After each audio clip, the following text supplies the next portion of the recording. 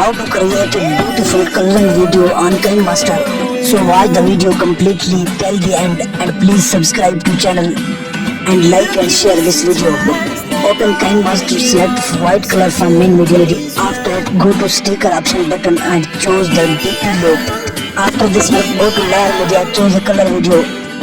Click the color video, go to blending option and select multiply. I think your video is ready after a few seconds.